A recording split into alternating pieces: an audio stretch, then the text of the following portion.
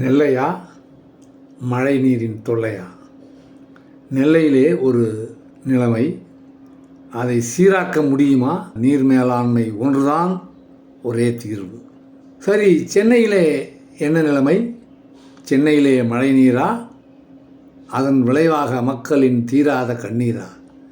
இதை அறிந்து கொள்ளவே, புரிந்து கொள்ளவே, நாம் சரி செய்து கொள்ளவே ஒரு ஆய்வு. இந்தியாவில் சென்னையில் மட்டுமல்ல, அமெரிக்க தேசத்திலும் இதே நிலைமை. எப்பொழுதெல்லாம் மழை வருகின்றதோ அது அமெரிக்காவிலும் வருகின்றது, ஆப்பிரிக்காவிலும் வருகின்றது, லிபியா போன்ற தேசங்களிலும் வருகின்றது. வீட்டின் முன்னே கார்கள் மூழ்கி நிற்கின்றன. வீட்டின் முன்னே வெள்ளம் பெருக்கெடுத்து ஓடுகின்றது, ஆறாக பெருக்கெடுத்து ஓடுகின்றது. அது மட்டுமல்ல, அமெரிக்கா மட்டுமல்ல, லிபியா, கிரீஸ் போன்ற நாடுகளும் அதே நிலைமைதான். அவர்கள் அந்த வெள்ளத்திலிருந்து வரும் சேதத்திலிருந்து மீள முடிகின்றதா? நமது அருகாமையில் இருக்கும் ஒரு நாடான பாகிஸ்தானில் நிலைமை என்ன? அதில் அவர்களிருந்து மீண்டார்களா? விழிவிதுங்கி நிற்போரின் வழி என்ன என்பதை நாம் பார்ப்போம். நீர் மேலாண்மை ஒரு நிரந்தர தீர்வு. அதற்கு என்ன செய்ய வேண்டும்? ஆம்பிபியஸ் செர்ப் என்று சொல்லக்கூடிய வாகனங்களை நாம் வாங்கி கொள்ள வேண்டும்.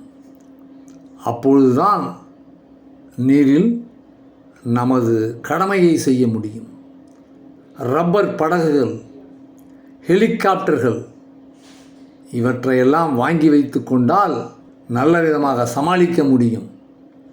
ஆம்பிபியஸ் செர்ப் என்ற உயரமான சக்கரங்களை உடைய வாகனங்களை உக்ரைன், கனடா போன்ற நாடுகளில் மிகவும் உயரமான சக்கரங்கள் இருக்கின்றன.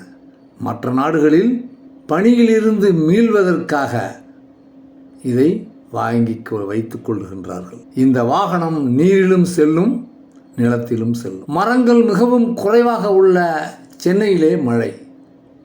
வறட்சி காலமான ஏப்ரல் மாதத்தில் குடிநீர் பற்றாக்குறை.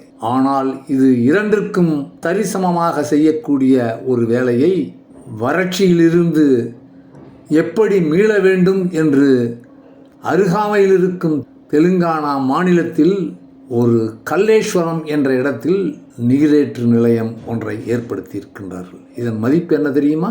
60 லட்சம் கோடி. ஆண்டுதோறும் விவசாயம் செய்ய முடியும், குடிநீர் பெற முடியும், வெள்ளத்திலிருந்து மீள முடியும் என்ற ஒரு வழிவகையை செய்திருக்கின்றார்கள். எனவேதான் நாம் அரசு செய்ய வேண்டிய வேலை என்ன என்று பார்த்தால், ஆம்பிபியஸ் செர்ப் என்ற உயரச்சக்கரங்களை உடைய வாகனங்களை வாங்கி வைத்துக் கொள்ளுதல், ரப்பர் படகுகள், ஹெலிகாப்டர், ஏரி ஆறுகளை ஆழப்படுத்துதல், மிகவும் வளமான நதிகளிலிருந்து வறட்சியான ஒரு நதிக்கு இணைப்பு செய்வதல். நம்முடைய பங்கிற்கு டெலிசீரியல் மட்டுமே பார்ப்பது விடுத்து வானிலை செய்திகளையும் கவனித்தல் வேண்டும். அப்பொழுதுதான் வருமுன் காப்போம் என்ற ஒரு செயலை நாம் நடைமுறைப்படுத்தியது போலாகும். இல்லை என்றால் நமது கார்கள், சொத்துக்கள், டிவி, ஃப்ரிட்ஜ், வாஷிங் மிஷின் அவை அனைத்துமே பாழாகிவிடும். இந்த நிலைமையை நாம் சரி செய்து கொள்ள, அரசு சரி செய்து கொள்ள நாம் ஆவண செய்ய முடியும். மக்களாகிய நாமும் விழிப்புணர்வுடன் இருந்து கொள்ள வேண்டும். இது 4-5 நாட்கள் பிரச்சனை தானே என்று பார்த்தால், அந்த நீரிலிருந்து வெளிவருவது நமக்கு மிகவும் சிரமம். நமது மக்களை காப்பாற்ற, குழந்தைகளை காப்பாற்ற நாம் செய்யும் ஒரு உதவி, அரசு செய்யும் ஒரு உதவி, ஆம்பிபியஸ் செர்ப் என்னும் வாகனத்தை வாங்கி வைத்துக் கொள்வது, ரப்பர் படகுகளை அமைத்து கொள்வது, ஹெலிகாப்டர்களை வானிலிருந்து இயக்குவது, இவை அனைத்தும் நாம் மக்களை காப்பாற்ற ஒரு வழிவகை செய்யும். இது ஒரு நீர் மேலாண்மைக்கு ஒரு தீர்வு என்று தான் சொல்ல வேண்டும். ஏரிகளை, ஆறுகளை ஆழப்படுத்தினால், நதிகளை இணைத்தால் மற்றும் நீரேற்று நிலையம், லிஃப்ட் இரிகேஷன் என்று ஆங்கிலத்தில் சொல்லுவார்கள். அதையும் செய்து வைத்து கொண்டு நாம் மக்களை காப்பாற்ற முடியும்.